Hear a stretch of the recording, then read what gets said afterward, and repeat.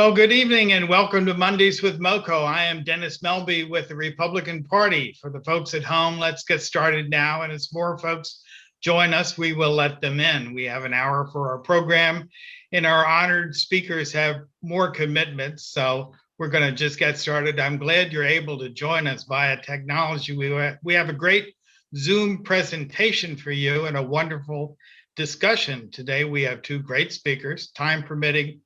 We have questions at the end. If you're familiar with Zoom, there's a Q&A button at the bottom of the screen. If you just tap that and type in your question for us, we'll ask it at the panel at the end of their comments. Looking through my end of the camera, it's good to see so many good-looking people, so many great guests and fellow Republicans and Central Committee members. With me working the seminar tonight are committee members Jamie Greedon, Brad Botwin, Paul Agel, and Chairman Reardon Sullivan. Sully, do you have a few words for everybody? Yeah, I want to welcome everyone to this very important webinar. And I can't think of a better way to start off the year than to delve into this very important topic. And the speakers we have tonight are simply amazing. Robyn Sachs, she's pushing this issue very, very hard on the local level and the state level, and doing a great job. I've seen Hans talk a couple of seminars, always does a great job, very informative, and I really think that everybody really needs to listen to this, and really we need to make sure to take the elections back at this point. Thank you, Sully. Appreciate that. You know, it's hard to believe it's 2022. I hope everybody had a great New Year's celebration. We've been getting time off. We've had snow days. Next Monday is Martin Luther King Day, a federal holiday. But first on Saturday, the 15th, is the swearing in of Glenn Youngkin, Winsome Sears, and Jason Miyares. It's a clean sweep for a Republican administration in the Commonwealth of Virginia. We're so proud of their decisive victory. So many folks came together, the parents, the Latino community, and many normal Democrats fed up with the anti-parent, pro-authoritarian direction of the other party. Do you know this is the first time in history that both states bordering the Chesapeake Bay have had Republican governors at the same time? What a twist that is. We are looking for a bigger red wave here nationally in November. By the way, did you see the great media blaming Glenn Youngkin for that horrible I-95 snowmageddon last week? Instead of governor, forgive him for wearing blackface, Northam. It's amazing that if they can blame Republicans, they will try. In our webinar series every month, we explore important issues facing our community. Among many guests, we've had Dr. Carol Swain, Sheriff Chuck Jenkins, Kenny Shue, ICE Director Tom Homan, Dr. Christopher Schur, and Congressman Andy Harris, just to name a few. Last month, our discussion of the Constitution and vaccine mandates featured Michael Perotzka and Pastor David Whitney. If you're interested in taking a follow-up constitutional course, we'll be sending information out about that shortly. You know, the 2022 elections are crucial to the future direction of the state and the nation.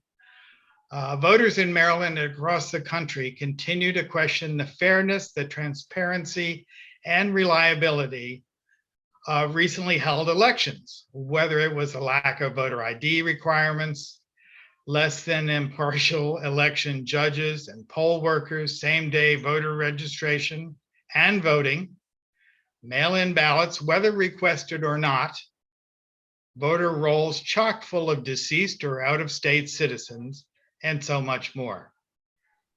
Resurgent overnight vote tallies in Democrat-dominated major cities and stymied vote counts in Republican-leaning suburban communities added to the outrage. All citizens, Democrats, Republicans, and non-aligned, need to know their votes actually counted in 2020 election the doubts continued, and they continue for many to this day. Our speakers delve into this complicated issue and will give their opinions on a better way to make sure everyone can trust the next election. Hans von Spakovsky is an authority on a wide range of issues, including civil rights, civil justice, the First Amendment, immigration, the rule of law, and government reform, and serves as a senior legal fellow at the Heritage Foundation's Edward Meese III Center for Legal and Judicial Studies. As manager of the Election Law Reform Initiative, he also studies and writes about campaign finance restrictions, voter fraud and voter ID, enforcement of federal voting rights laws, administration of elections, and voter equipment standards. Heritage's Election Reform Project examines not only how to protect the integrity of campaigns and elections, but to achieve greater fairness and security. He said in an era of razor-thin election margins, these issues are vital to the preservation of our Republican form of government and the rule of law. President Donald Trump appointed him to the Presidential Advisory Commission on Election Integrity in 2017.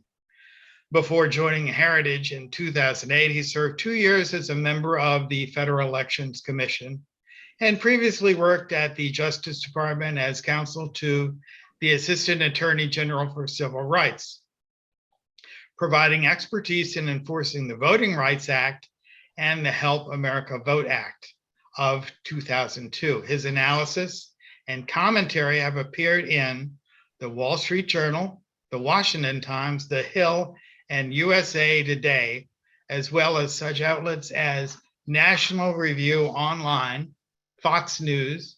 His series for PJ Media, every single one, was nominated for a Pulitzer Prize. He appears regularly on Fox News Channel and on other national and regional TV and radio outlets.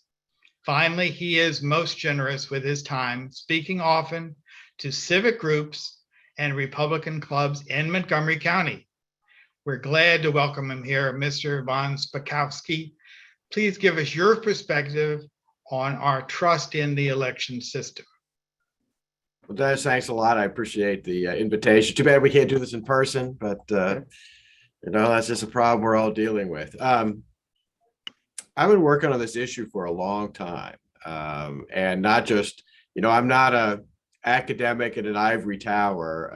I was actually the chairman of the County Republican Party in Atlanta 20 years ago. I sat on 2 county election boards, one in Georgia, one in Virginia, before I headed up to Washington to go to the Justice Department and work on enforcing federal voting rights laws. So, I've got this kind of all-around experience in this area. But what I will tell folks, which I think they know, is that the U.S. has a long history of election fraud. It's been documented by journalists, historians. John Fund and I have written 2 books about it, detailing actual cases. Our latest book, Our Broken Elections, just came out in November. So it does exist. How widespread is it? That we don't know. What we do know is that the cases that are prosecuted are just the tip of the iceberg. Some years ago, we started an election fraud database at the Heritage Foundation where I work. We constantly update it with new cases. We're up to 1,340 cases of proven fraud. This is just a sampling. It doesn't cover the entire history of the United States. We only started it a couple of years ago. Just this past week, we added 6 cases that we are following, because we don't put the cases in until the case is over and someone has actually been convicted. The point of this is that fraud occurs. We do have holes in our system that people can take advantage of. And where could it make the difference? In close elections. And a graphic example of that, one of the cases we're following is about 2 months ago, 6 individuals were criminally charged in Compton, California, with engaging in both registration and absentee ballot fraud. One of the 6 people indicted is a sitting city councilman. He was accused of fraud too, and he won his race to the city council by 1 vote, which I think graphically illustrates, what I'm talking about. That database, by the way, is up on our website. You can click on any state, it will list those cases. It covers everything from impersonation fraud to people who are not US citizens voting, to people registering places that don't really live in order to vote in an election. And that includes folks registering in 2 different states and voting twice.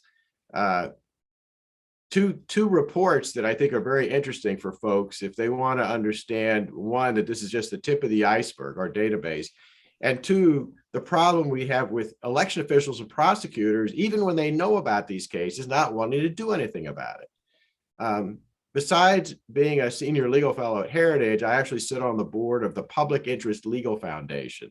It's one of the only conservative advocacy organizations in the area of election integrity. This past November, Public Interest Legal Foundation released a report on Florida. And let me tell you what PILF did.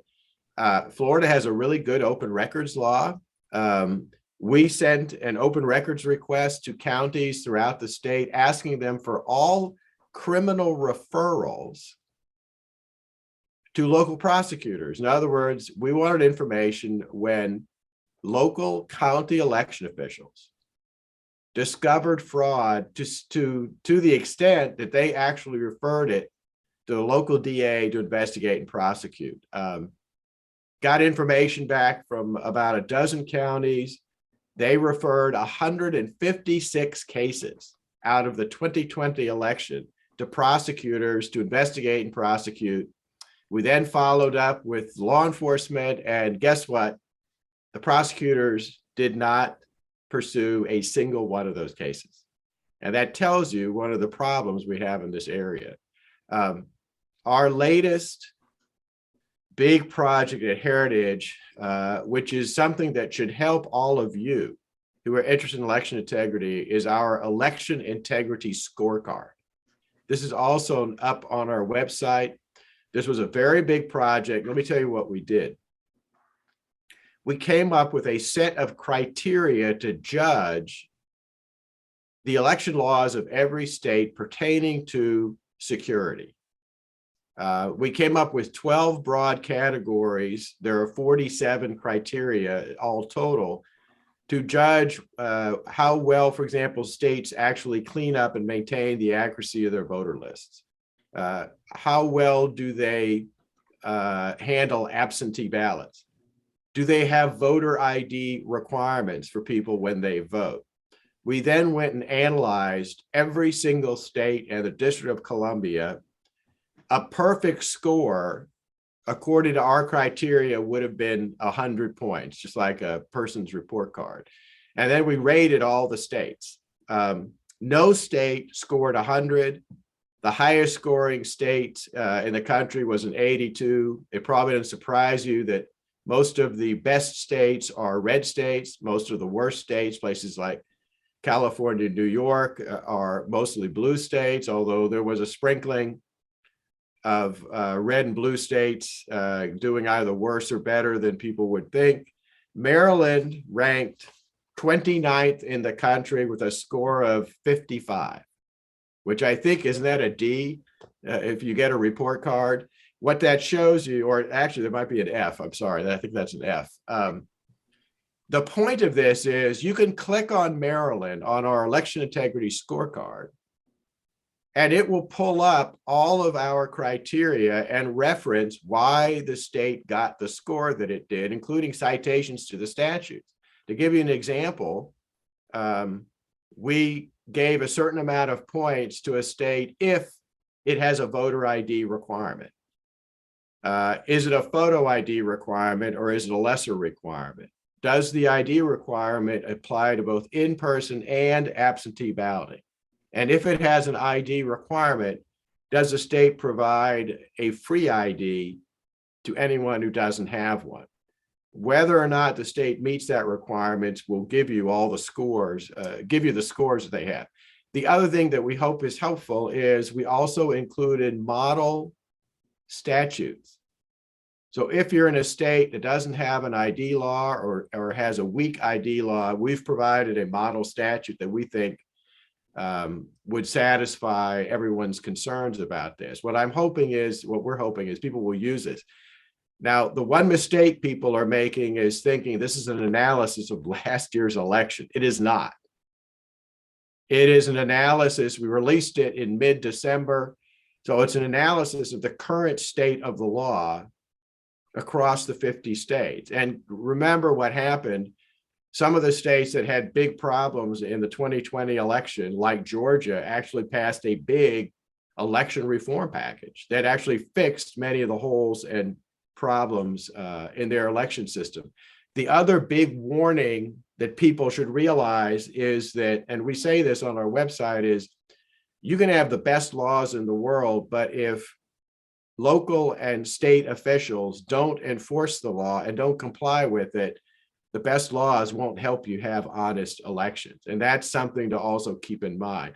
But we explain in great detail what our methodology is. And like I said, it gives folks a roadmap for how to try to improve and fix the integrity and security of the election process in their state. Now, one thing to keep in mind, and Dennis, this goes back to something you were talking about in Virginia, about how parents got concerned about what was happening with education. And as you know, started showing up at county school board meetings. If you look at our criteria for having good election laws, they're going to help you have an honest election. There are many provisions in there that don't necessarily need statutes passed by your legislature. For example, we have a whole series of criteria for maintaining clean and accurate voter registration rolls. And a lot of those don't need authorizing legislation. They just need county officials to take action and do what ought to be done and what they have the ability to do and that they're not doing. I mean, a good example of that is getting people who are dead off the voter rolls. It doesn't take an authorizing statute for a county election official to set up a system where at least once a month, they are contacting the state vital records office to find everyone who has died in the state so they can then check their voter registration roll. It doesn't take a statute to authorize them, I don't think, getting access to the next office in the county headquarters where the state court clerk sits and saying, well, look, we're providing you with our voter registration record so you can call people for jury duty. In return, if you want to keep getting that list, you need to send us back information on anybody called for jury duty who is excused because they've moved or they swear they're not a US citizen. You know, that's the kind of thing that local clerks ought to be doing, and many of them are not doing. And one of the ways to find that out is for people at the grassroots to start showing up at county election board meetings. The public never showed up at county election board meetings when I was on a county board in Virginia or when I was on a county board in Georgia. And people need to start showing up at those meetings and asking questions in order to prompt action on all of the issues that we're talking about. I don't want to give people too pessimistic a view, but I think there are improvements that can be made. And like I said, where this is crucial, of course, is in close elections, because that's where it can really make a difference. I know I still got 5 minutes, but I think I'll end there and happy to answer questions once we're all done. Well, thank you so much. That's very good. Let's bring our other guest into the discussion now. The founder of Maryland Voter Integrity Group, Robyn Sachs, joins us to discuss the status of and presents data relating to serious anomalies in at least 4 jurisdictions in Maryland, including Frederick, Carroll, Anne Arundel, and Harford counties. As chair of the Maryland Voter Integrity Group, she's dedicated to ensuring free and fair elections in Maryland. The Maryland Voter Integrity Group is committed to stamping out fraud and inaccuracies in Maryland's voter rolls to preserve voter confidence and free and transparent elections. For more information, you should try to visit their Facebook page. They'll tell you a lot about the group and also get you involved. Robyn is also well known and respected in the business community for her insight and keen knowledge of marketing techniques as president and CEO of RMR and Associates. It's an award-winning Maryland PR firm. Her marketing boot camp seminars provide an interesting and educational high-level view of the proper procedures of conducting successful marketing campaigns. She's also the author of Market to the Max, a valuable reference tool in any successful marketing endeavor. I'm so glad she's able to join us tonight to discuss voter integrity and returning trust to what we all want to be, free and fair elections. Robyn, welcome. I think you have quite a bit to share with us. Yes, I do. Thank you so much. I'm going to share my screen with everybody here so we can get up let's see if this one will work. If this is in PowerPoint mode here. All right, it looks like it is. So can everyone see the screen? If for some reason you can't, just let us know, and we're gonna get started here. It's really thrilling, and I'm very excited to be able to present with Hans von Spakovsky. I do sit in on Cleta Mitchell's weekly meetings with the election integrity people from all over the country. So we are learning from them.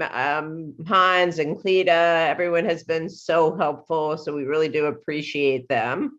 So let's see. Now I'm trying to using my page down here, but it doesn't seem to want to go. That was one fear, being in presentation mode. So I'm going to stop that share.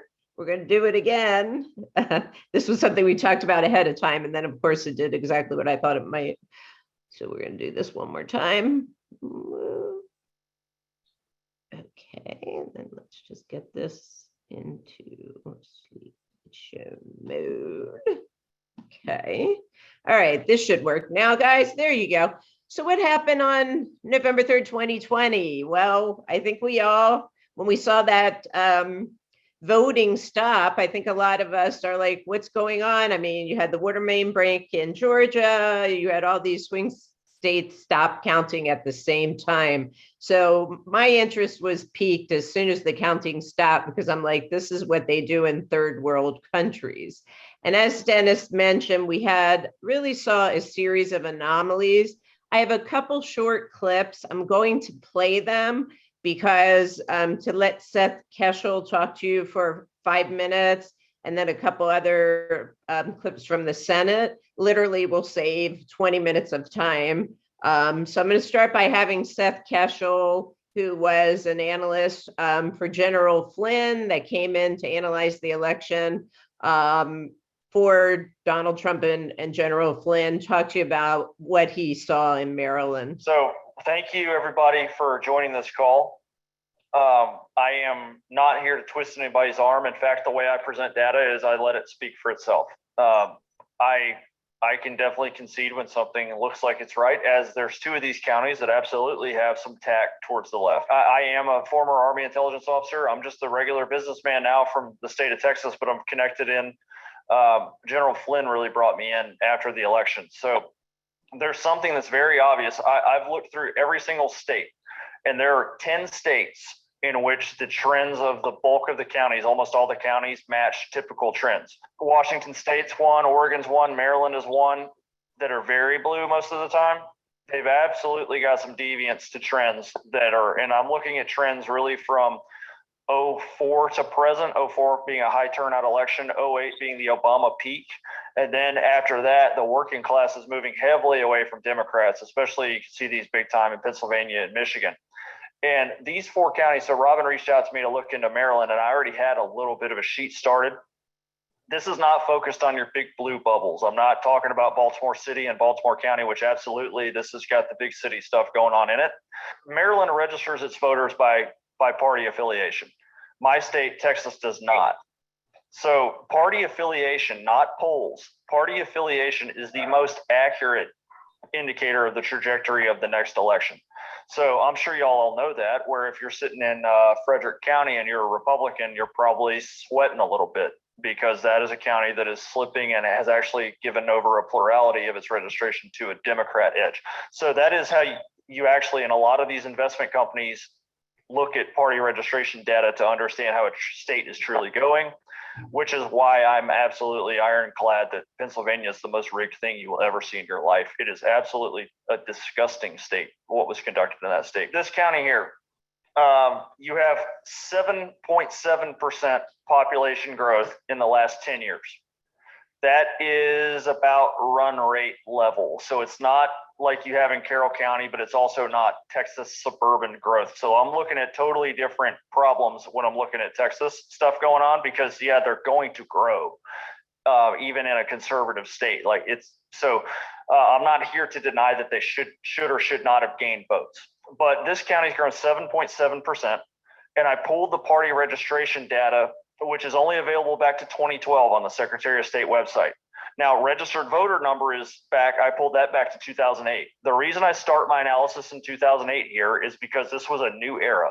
This was a blowout in all the Democrat states. And ever since then, it's been less of an impressive blowout.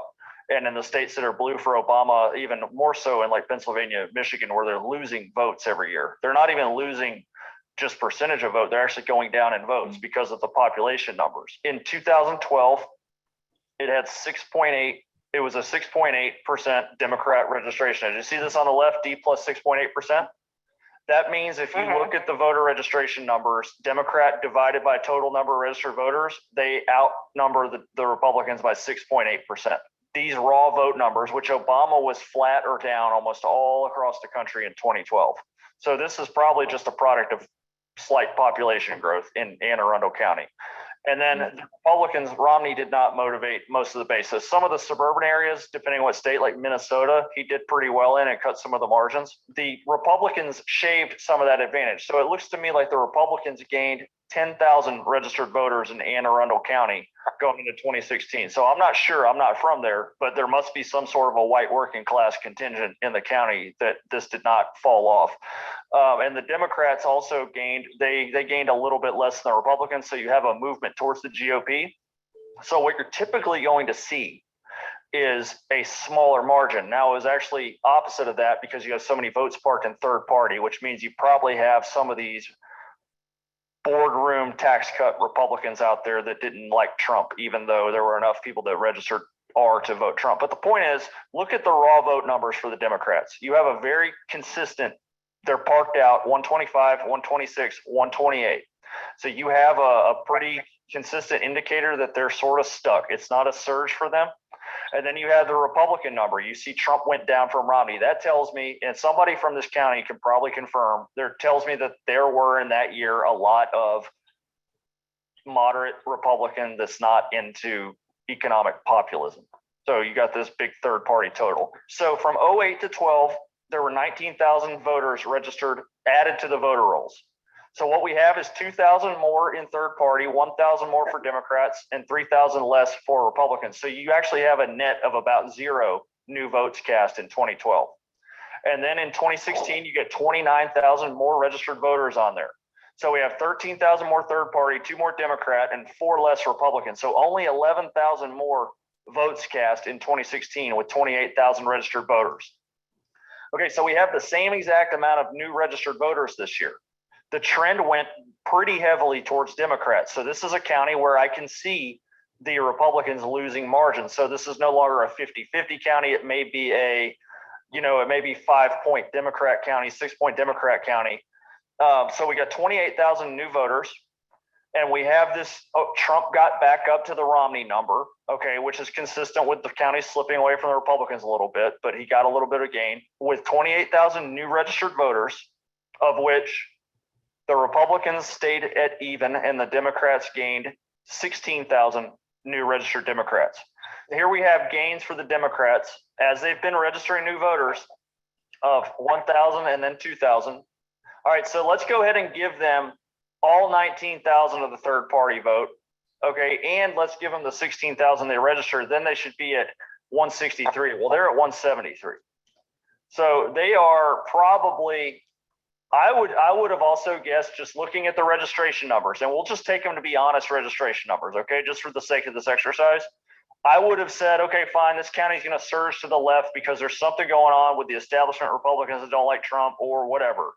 I would estimate Biden would be in the 140s. Okay, so we're at 172. This county's only grown 7% in 10 years. So there you go, 172. So now Trump, as a first-year candidate, 1 month after that Billy Bush tape, without the full support of the Republican Party, Trump only lost this county by 6,000 votes. It was even in 2012, and it was a 4,000 vote GOP county in 08. So 4,000, and then flat, and then 6,000, and now the margin is 45,000. In one election cycle, there's a 39,000 margin shift like that. Okay, so as Seth mentioned, it's party affiliation that is the strongest indicator of where the vote is going. And we have this 39,000 shift from 2016 to 2020, which represents about a 35% Democrat vote spike in Anne Arundel County. As Seth mentioned, he would have expected this to be about 148,000 if we gave them everything. So coming in at 172 is definitely a big old question mark.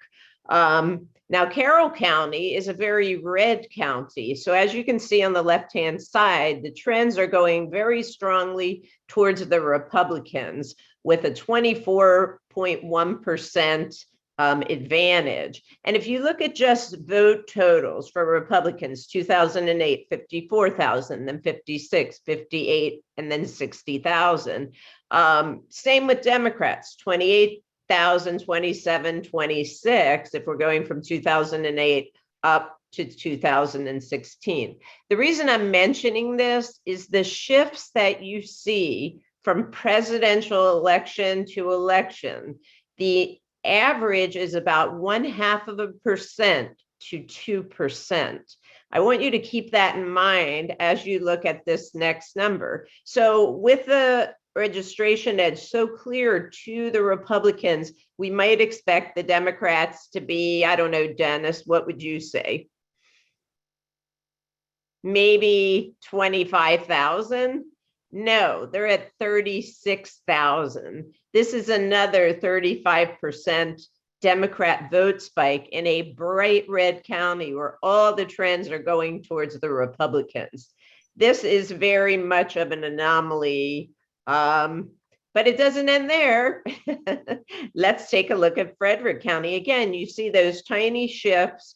If we look at 2008, 12, 2016, Trump did pretty well in 2020. He got up to 63,000. There is a small advantage for Democrats if we just look at the registration numbers, D+2. So maybe we would expect to see the Democrats then at about 58,000. Here they are at 77,675.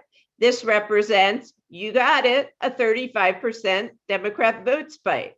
Now let's take a look at Harford County. Harford County is clearly trending towards the Republicans. They've actually done a really good job at registering new voters. We have a 6.8% edge.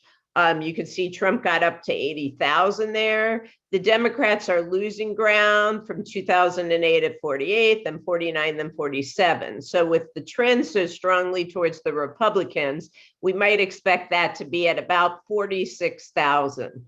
Nope, 63,000. It's a miracle. When I've talked to the people at Harford County, they are just like, no way.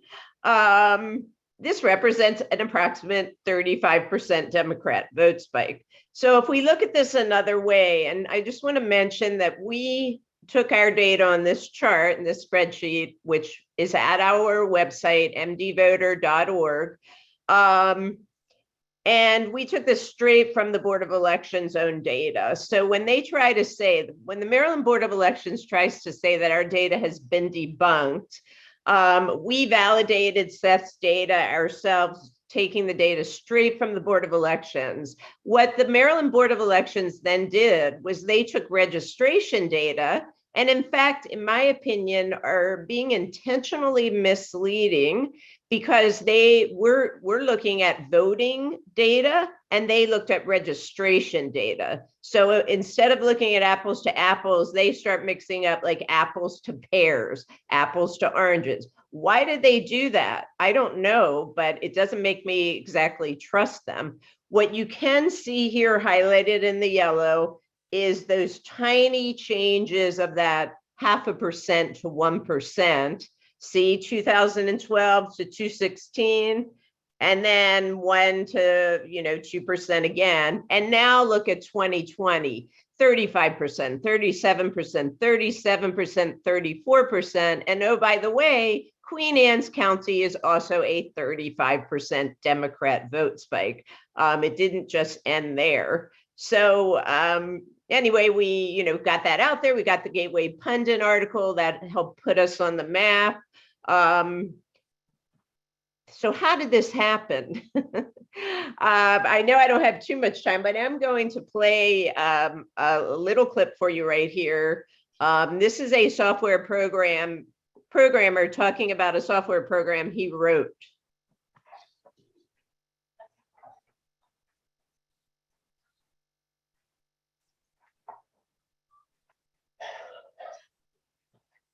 Mr. Curtis, would you please state your full name for the record? My name is Clinton Eugene Curtis, And where do you reside? Tallahassee, Florida. And what is your profession? I'm a programmer.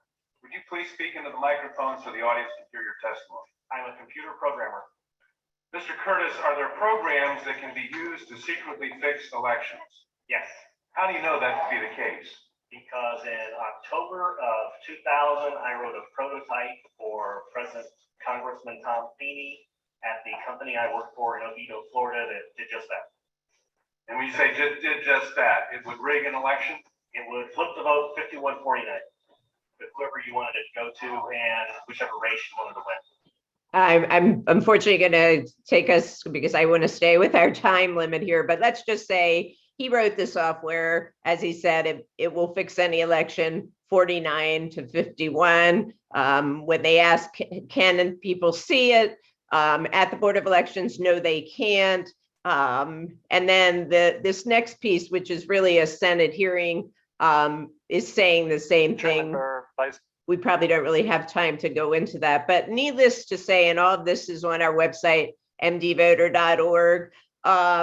We had Draza Smith, who is a PhD candidate, worked at Sandia Labs, cybersecurity expert, and we had her take a look at Maryland. And what she found is that there was a single drop of a large number of votes at 11:15 p.m. on election day in just over 4 minutes. This led to almost a total of 200% higher vote count than all the other votes received prior to that point. But even more puzzling is those votes that came in at that time had a 100% greater percentage totals for Biden and 400% lower for Trump. And they continued at that exact same percentage throughout the rest of the election. You can see it best here.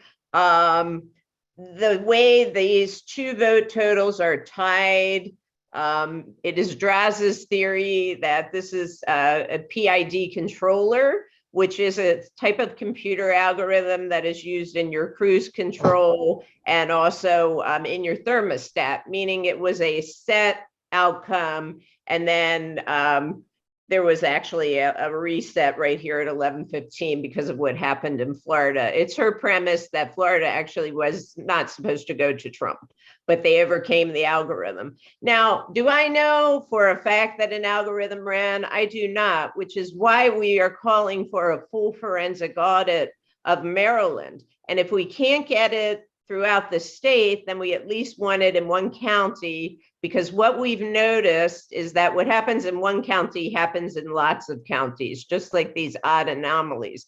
Just to show that this is not merely something going on in the presidential race, this is Kim Klasich's race. Kim Klasich's race matches with 91% accuracy a congressional race in California. So Kim Klasich's race also looks controlled. Don't have a lot of time. I do want to mention that ES&S runs Maryland's elections on election day. This is ES&S thanking the Board of Elections for being a great partner. I have talked to 6 different Board of Elections presidents.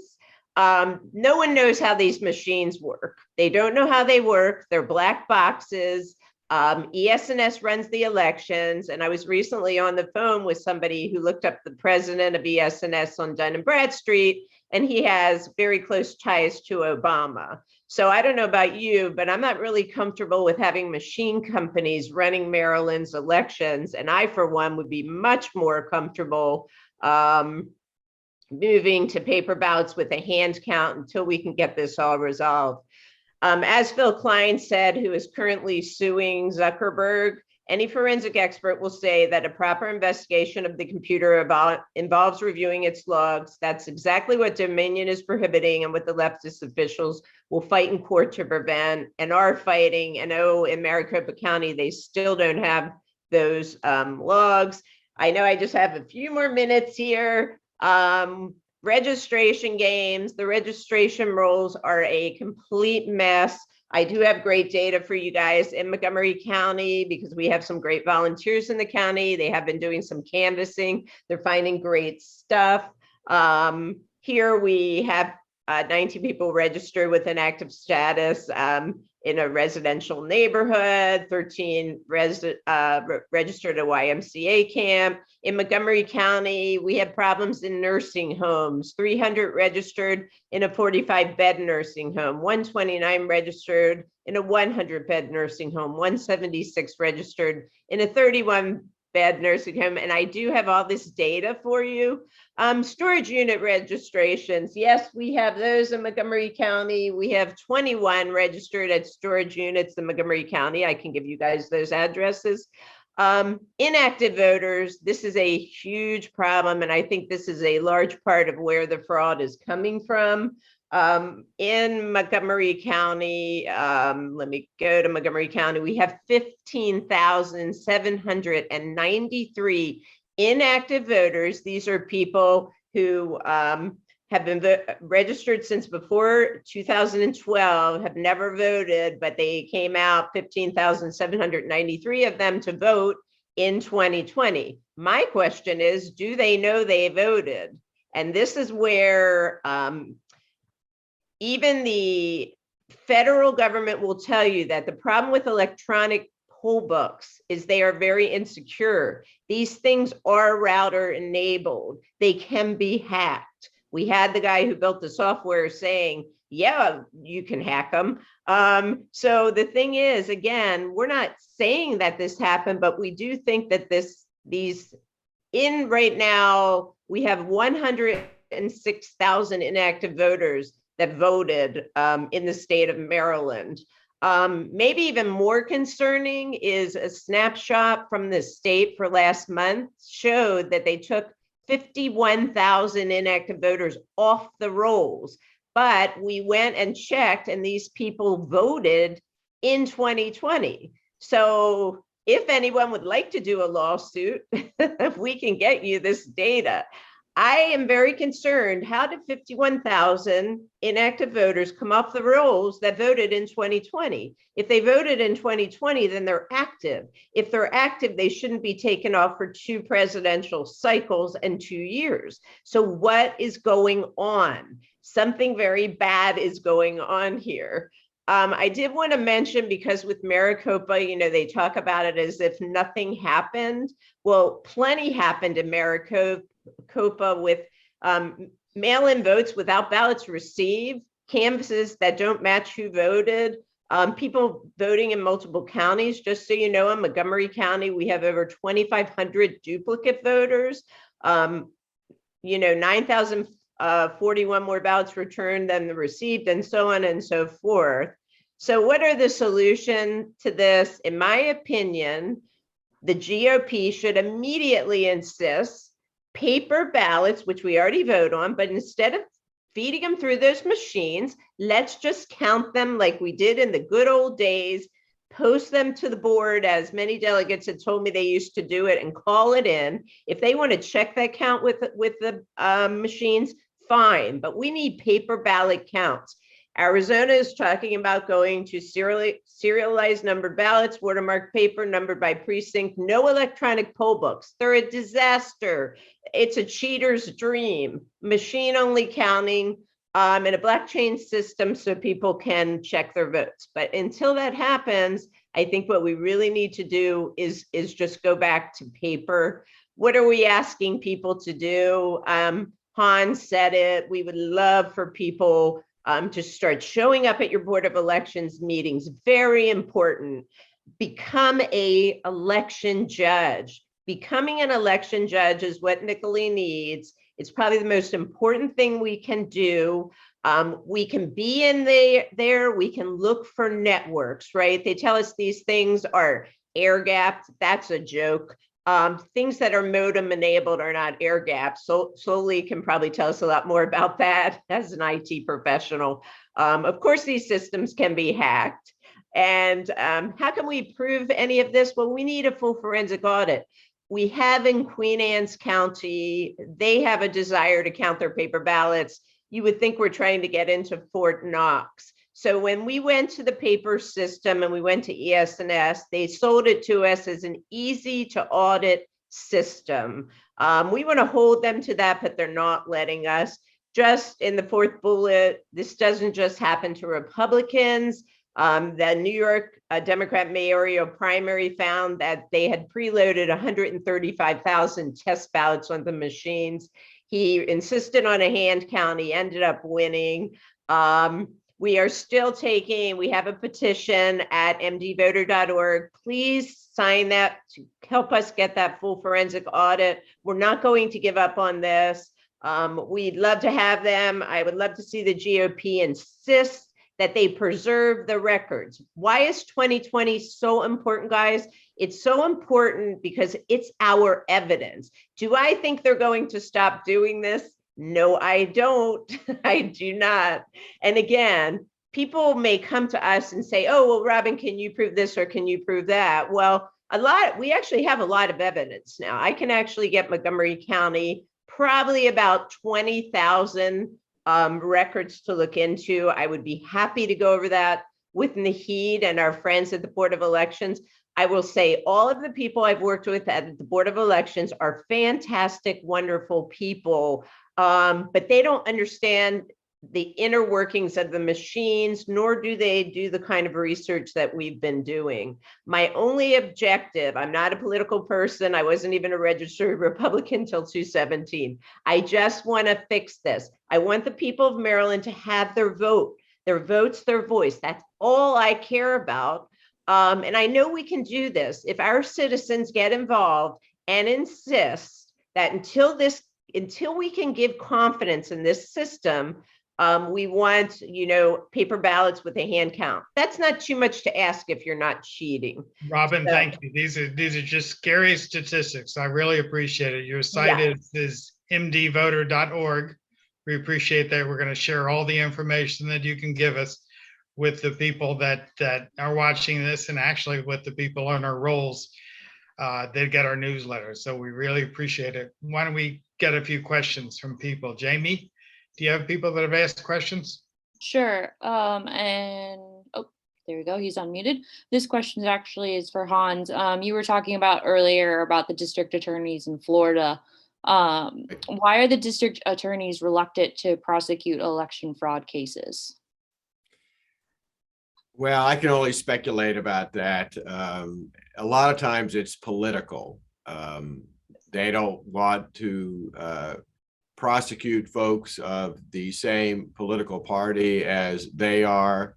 Other times, I think it's DAs just not thinking these cases are important. You know, they're dealing with murders and assaults and rapes, and they just think election cases are not important to them. The other big problem is that it really takes special training to be able to prosecute these election cases, because you've got to know the election laws. You got to know what the requirements are. You have to know how election officials administer the elections, and the average assistant DA doesn't have that information. That's why, I don't know if you all have seen this, but Governor DeSantis of Florida is proposing the establishment of a special state office whose only job would be to investigate and prosecute election fraud cases. That would be a terrific idea, and I would hope other states would follow it. But you know, a lot of DAs just aren't interested and don't want to pursue these cases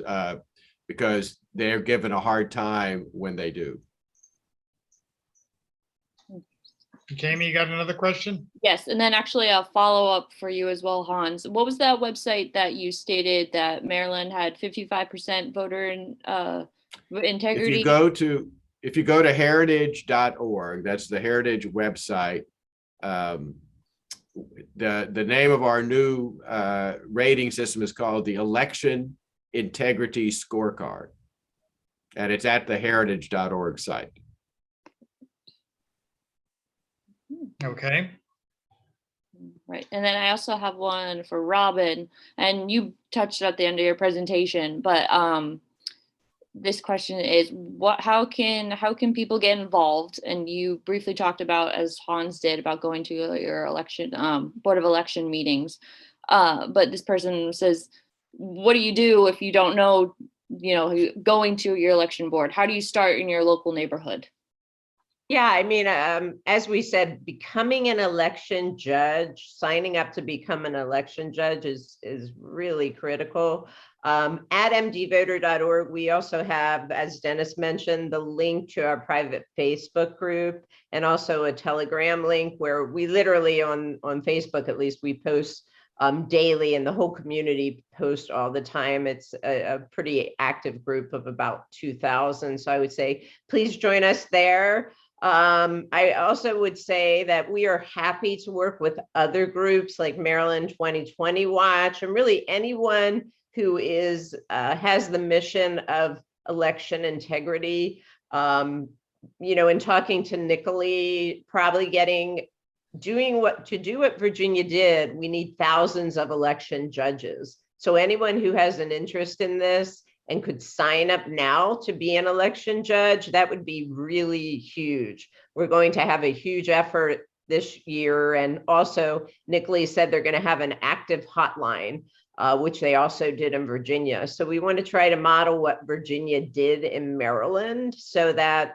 our candidates can get a fair election. Nicole Ambrose is our national committee woman for Maryland, and she's heading this up. So we'll give everybody her contact information, and she'd like some help. Jamie? Can I just add that folks need to understand how important what Robyn was just talking about, because it really was unprecedented what they did in Virginia. I live in Virginia, Fairfax County. I was on the election board some years ago. And look, we used to have this problem in Virginia that, as you know, Virginia, like a lot of states, are supposed to be a Republican and a Democrat election official in each polling place. And the Democrats would always fill all their slots, and we could never find enough Republicans to do that. The Democrats would also always have widespread observer teams, poll watchers everywhere, and the Republicans could never find enough people to do poll watching in the worst polling places, the ones that were really suspected of doing wrong things. And the effort that was put into the Virginia election to fill those slots inside polling places was unprecedented, and to get poll watchers all over the state, there had never been an effort like that, and it was extremely successful, and it made a huge difference in the election. That's very good. We will put in our next newsletter how to sign up to be an election judge. So that'll help. Jamie, do you have another question? Perfect. That actually was my next question about how you signed up to be an election judge. The next question is, does early voting affect voter integrity? And I'm not sure if Robyn or Hans wants to answer that question. I mean, I know in Virginia, they were saying get out early in person. I heard a lot of people saying that. I'd be curious if Hans thinks that that's the way to go. I mean, I think our Republicans and independents are so motivated to just get rid of these communists that will do whatever is going to be most effective. Well, I tell you look, if you're in a state that requires an ID to vote, then having somebody show up in person at an early voting site is better than trying to do it through absentee balloting where you're dependent on other kinds of security measures. The problem with early voting is really from a policy standpoint. And the problem is that if information comes out close to the election, if you have an October surprise, it may be too late for you to have changed your vote. And the example again in Virginia, remember, it really was a very close election. But one of the key factors in the Virginia election, the governor's race, was Terry McAuliffe at a debate saying parents shouldn't have anything to say about their school curriculums. That came out just shortly before the election day. So for folks who had voted early, who might have said, oh my gosh, I wish I hadn't voted for McAuliffe, it was too late. And that's the real problem with early voting, is people voting before they have full information, which is what you're going to have by election day. That's right. The term election day is really a misnomer now. It's almost election month. Yeah. Jamie? Double checking. I think we touched most of the topics. Let me just do a quick run through. I have a question here from Gaithersburg. It's a little long. Would it be possible for citizens to file a lawsuit to expedite the cleanup of voter rolls in the county or other jurisdictions around the state? A lawsuit resulting in maybe fines or jail time or something like that. Does legislation need to be passed in Annapolis to make voter roll cleanup happen? Yeah, I would definitely give that to Hans. Yeah. Hans? There is a federal law you all are all familiar with. We call it Motor Voter, the National Voter Registration Act, which Bill Clinton signed back in 1993. That law, that's the law, as you know, that says you have to be offered the ability to vote when you go get your driver's license, et cetera. There's a provision inside the NVRA that requires states to perform regular maintenance on their voter rolls. That means they are supposed to maintain the accuracy of their voter rolls. And it provides a private right of action. So in fact, I spoke earlier about the Public Interest Legal Foundation, where I'm on the board. PILF uses that statute to sue states and counties who are not cleaning up their voter rolls. The other big advantage of it is that it specifically says that the public has to be given access to voter registration records. And that's why they cannot counties cannot refuse to give you information on what they are doing or not doing to maintain the accuracy of their voter rolls. If you are successful in a lawsuit under the NVRA against a county, and PILF has been successful in those suits, what happens is two things. One, you could get the court can issue an order telling the county that it has to take certain actions, and the county, as a losing defendant, can be forced to pay your attorney's fees and costs for having sued them. The left uses this statute all the time for other purposes. Folks on our side have not used it enough like we should. Appreciate that. That's very good. Thank you. Thank you both for your comments. The time is running short. It's given us a lot to think about, indeed to act on, as we continue to struggle with the questions about free and fair elections. Folks, before we go, please make sure that you continue to stay in touch with your local Republican Party. We need to hear from you and intend to keep reaching out to you for help, support, guidance, and fresh ideas. You can always email us at newsletter@mcgop.com. That's newsletter@mcgop.com. Yes, we are already planning our February Mondays with MoCo. I'll send you the announcement and more and post it in our online newsletter, The Party Line. To our speakers, we will make sure that everyone has your contact information after tonight so they can reach you, and also any further information you'd care to pass on, just send it to me. We'll also include websites so that folks can support your cause. We think we're at capacity with the Zoom viewership tonight, but folks who were registered and couldn't make the presentation will get a copy of the recorded session. I know you all join me in thanking our speakers for their thoughts and all they're doing to inform our country on this important subject. Hans von Spakovsky, thank you. Robyn, Sachs, having thank me. you. Thank you. For the Republican Party, I'm Dennis Belby. Have a good night and a good January.